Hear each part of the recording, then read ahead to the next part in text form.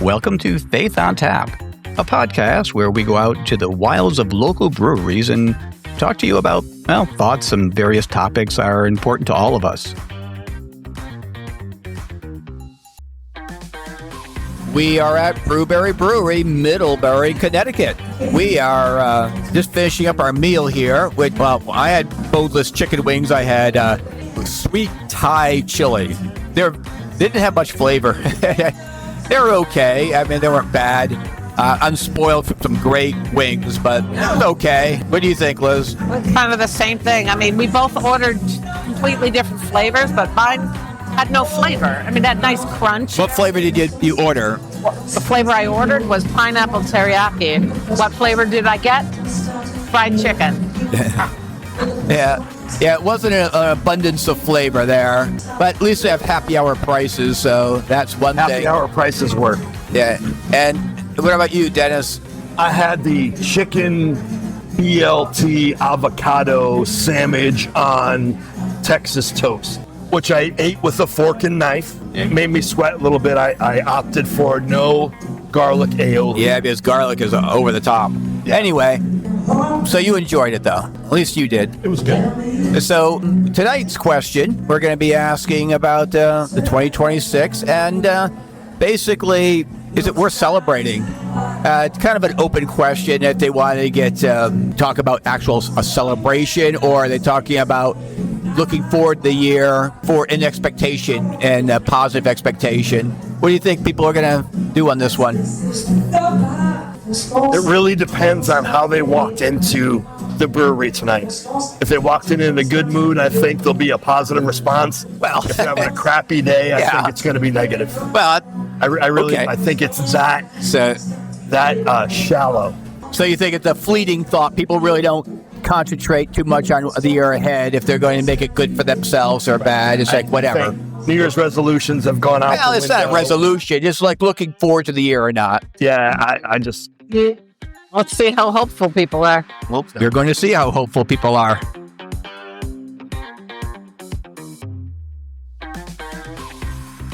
I'm sitting here with... Hey, I'm Chad.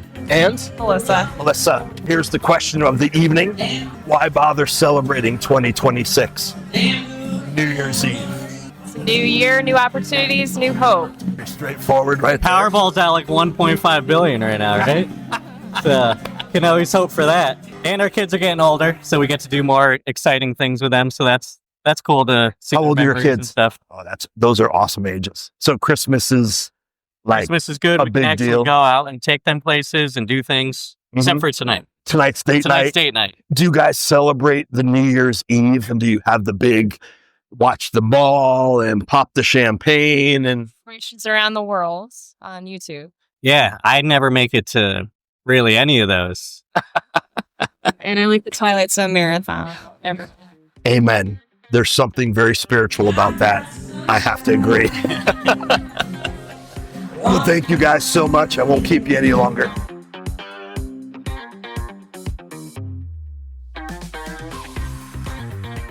With the new year, 2026, is the new year worth celebrating, in your opinion?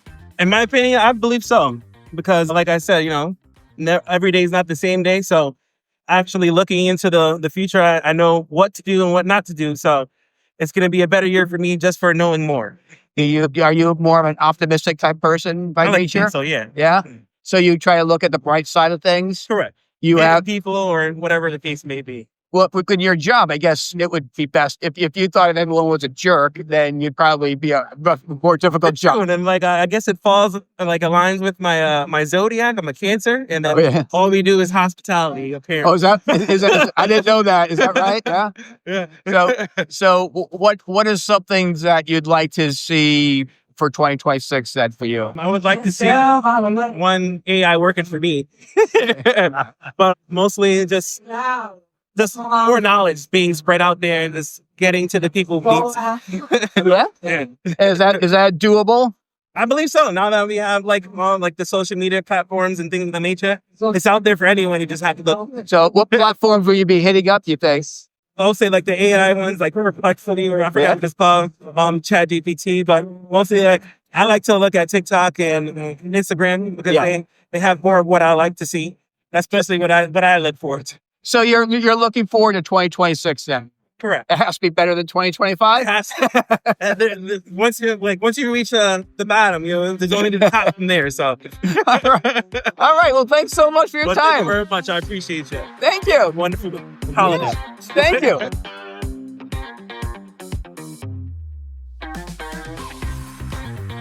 Is the new year worth celebrating?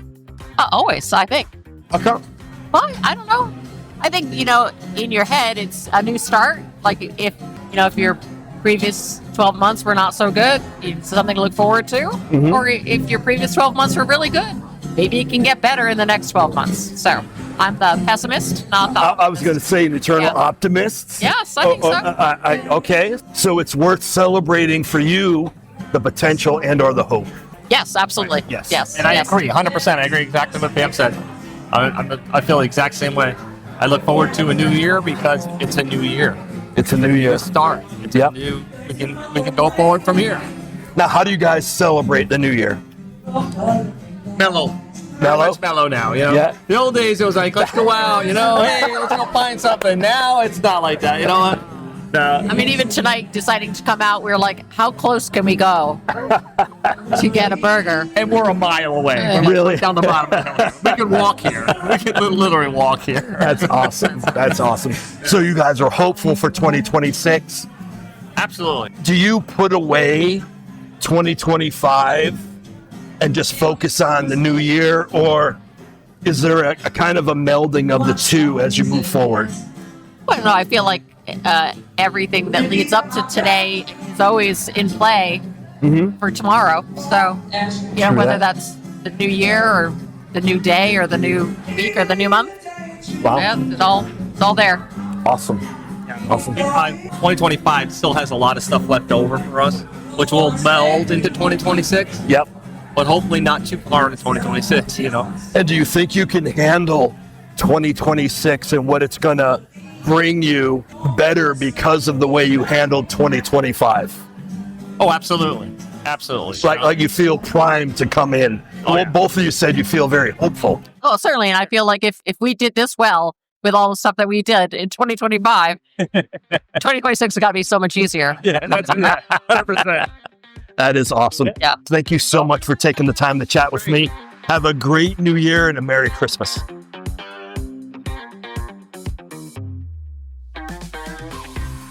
And we're back from our discussions with our number of people. We asked the question, why bother celebrating the new year? And to my right, I have Liz. How's the new year shaping up for you, Liz? So far, it's just 2025 wearing a fake mustache, pretending to be different from last year. But it's not, huh? It's all a lie. But is there a nose and glasses with that mustache? Yes, it's all. Well, I had Came in the penny store. I have the appropriate name for Dennis here. I have the Saint of Sass. Yeah. Yeah.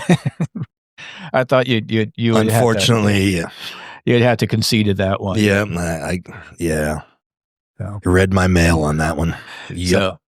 So yeah, going in, we're thinking people would be somewhat hopeful coming into the new year, and we had a lot of those responses. You talked to 4 individuals. You talked to Pam, Bruce, Chaz, and Melissa. So first of all, the couple Pam and Bruce. I remember what they had to say. Well, yeah, they had a challenging year with her mom and getting her home ready, and so it was really 2026 hopeful that the year will be better, hopeful that the year will produce more. I don't know, I got the sense of more of a happy vibe instead of this downer thing where mom had to go away and sell her house and all these things. They were very optimistically hopeful, not pessimistically, optimistically. They were just like, yeah, we're looking for this new year. Yeah, and some of his 25 was so bad, I just want to rinse that out of my mind. And the other is like, well, there's some things to look forward to. I know Chaz and Melissa, they had something. Yeah, to look forward their to. kids are older now, and they're looking forward. He's looking forward to doing things with them, and she's just, again, she was simple in her. I'm just hopeful it's a better year or a good year. Yeah. There's that sense of, and it's weird for me to, it's like we have to wait until this calendar change for hope. Well, to spring I'm eternal. not sure. I'm not sure they're waiting for that, but I do think that it's if you're going to make a decision to have hope, if it's not coming to you today, if it takes a new year, I mean, the same thing with New Year resolutions. Yeah, they're stupid. You can do them yesterday. Why wait? Right. But if people actually take heed and actually make a plan and stick to it, then good for them.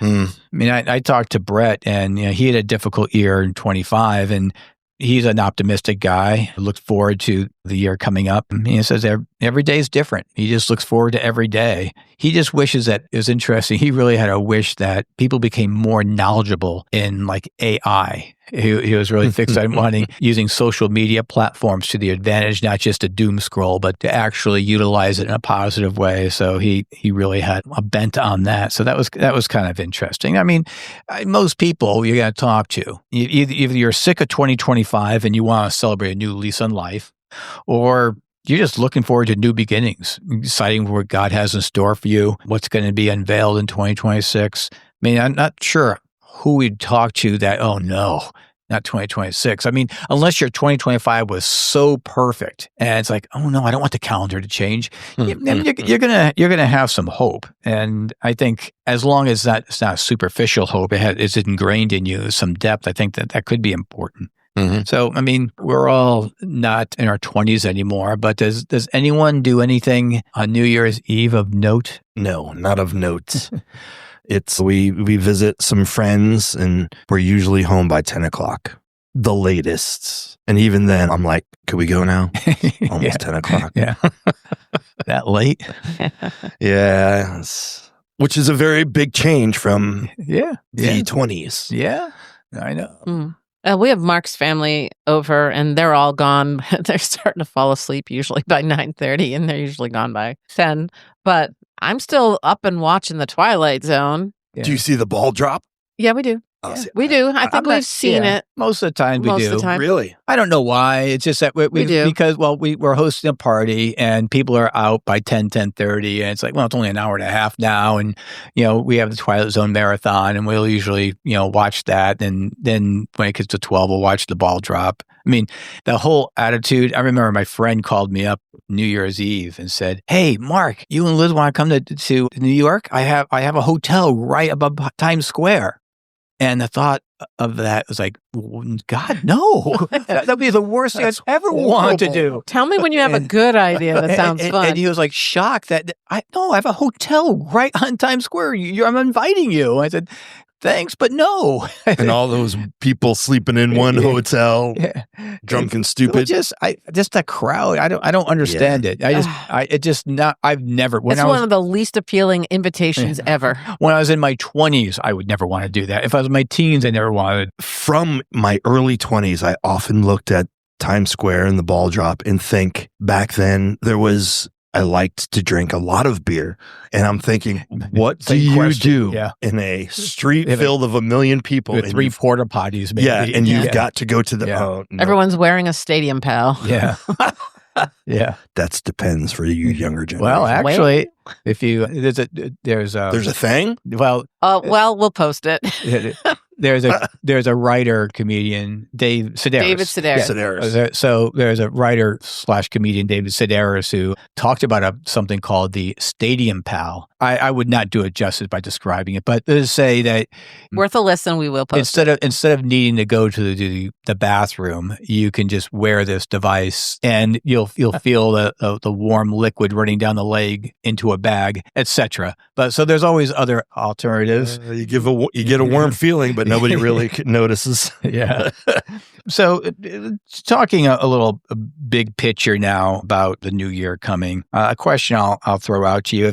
If God's plans for us are full of hope and a future, how might celebrating a new year help Christians shift from dwelling on past failures of 2025 and anticipating a new thing? Should we as Christians just want to look forward to 2026 because of God's favor on us? I felt like the past 5 or 6 years we've been doing that. Just like this year, it's got to be better than last year. And it just never materialized.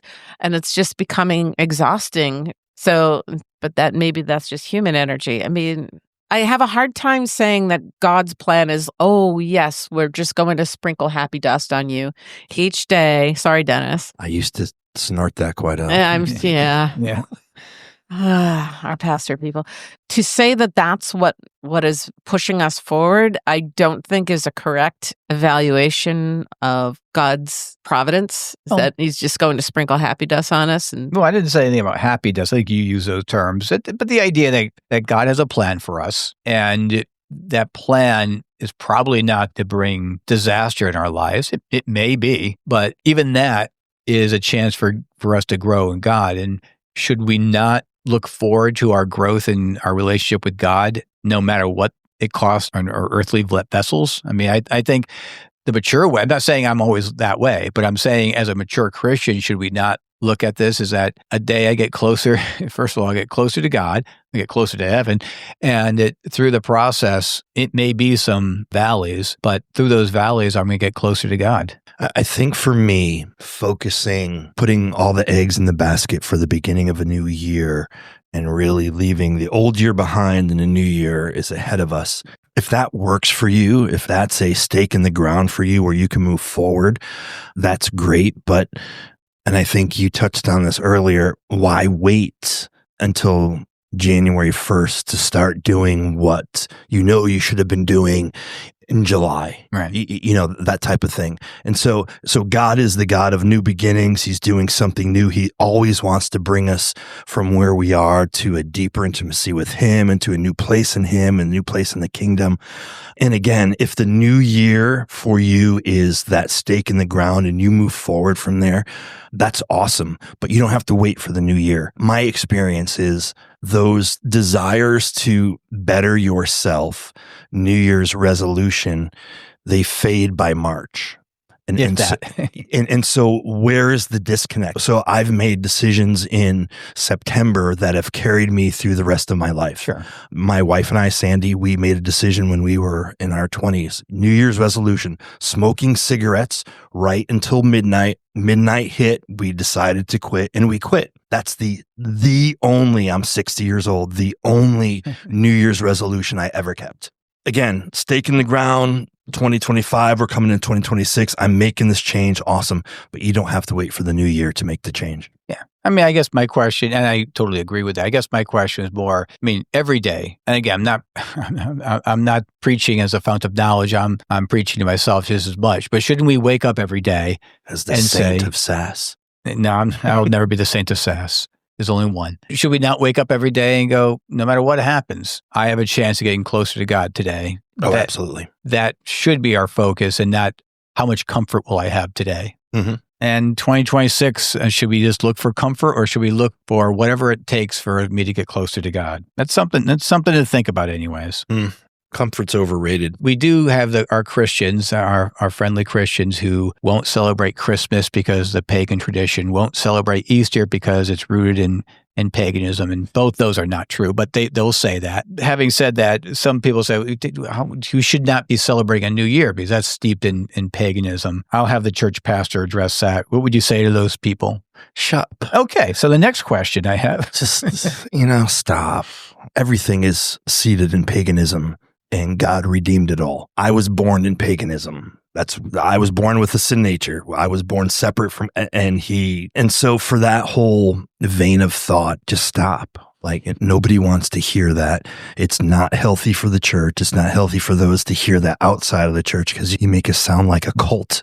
Yeah, it does sound weird. Anything that gets you closer to God. So whether it's steeped in paganism or not, if it's a day that you can get closer to God by doing something, who cares? Right. The Sabbath is Friday night to Saturday night. Right. But we've embarked on a Sunday tradition. Mm-hmm. There's nothing, the Sabbath was made for men, not men made for the Sabbath. Now, in terms of family or say community, what's the most important way to make this year different, to strengthen our bond under God's grace rather than just chasing individual resolutions?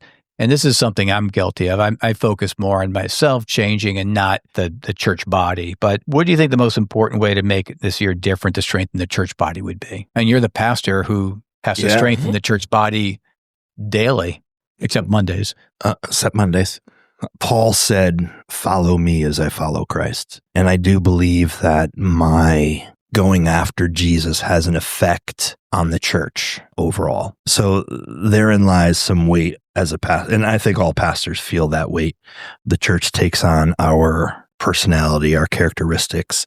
There's really not much you can do about that. I'm just saying, instead of focusing on yourself, we focus on either a I family or think if we community. focused on ourselves, if we focused on how can I deepen my relationship with Christ, if we took that focus, then I do believe that other things would just kind of fall into place a little bit more easily. Well, and others, and I was going to say that. That's the same thing. And not only that, but by you setting that example, others see that. Mhm. They see the change in you. They see what effect you're rubbing off on people. And I think the community does change as a whole based on that.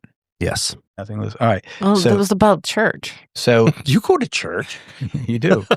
The last question will have to be, when we look back in 2025, there's definitely some things that we did, good or bad, that weren't, well, you could call them time wasters. You know, there's things that just waste our time. If we look back at 2025 and look forward to 2026, is there something that we can replace time wasters with in a more spiritual discipline? I know there is, but are we willing to do it, I guess? I took a New Year's resolution that I did pretty good coming out of 2024 into 2025. And I said, I'm not going to read any books this year except for the Bible. And if you come to my office, you'll see I have a lot of books.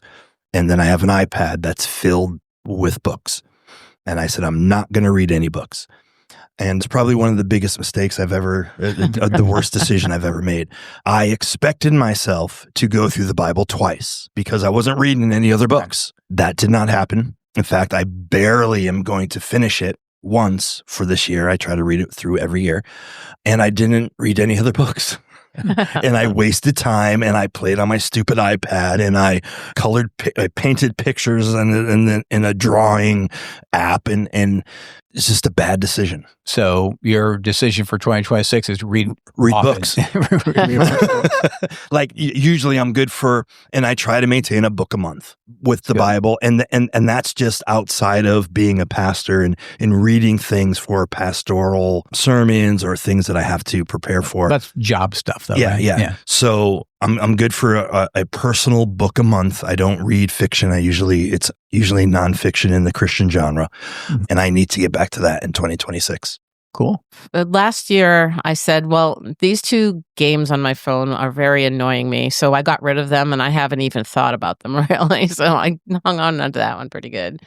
And I also decided, well, then I'm going to have to start reading some more books. So I have like 5 books that are all, every time I'm not reading them, they all look at me and say, oh, okay, we see how You it can is. hear them whine, can't you? They're all just like, you actually bought us. So there's that.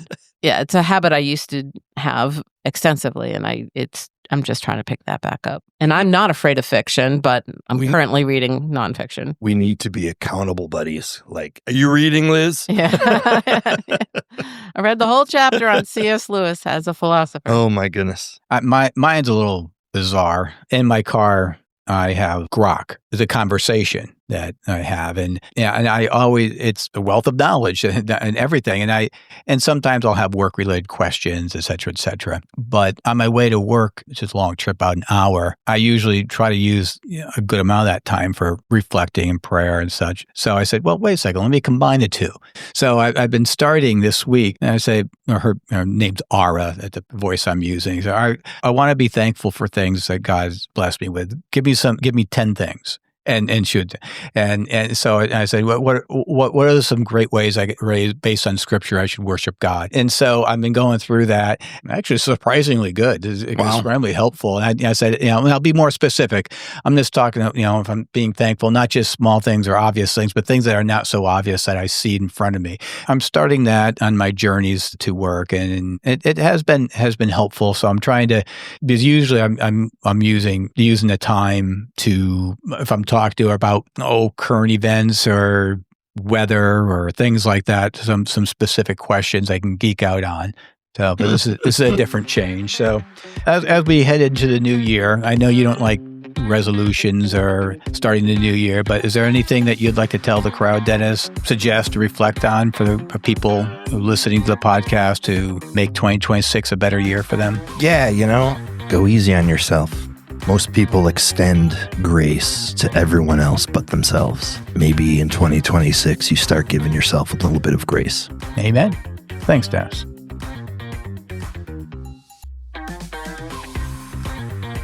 Tune in next episode when you'll hear Dennis say, It was a deep answer. I don't know if it was my answer.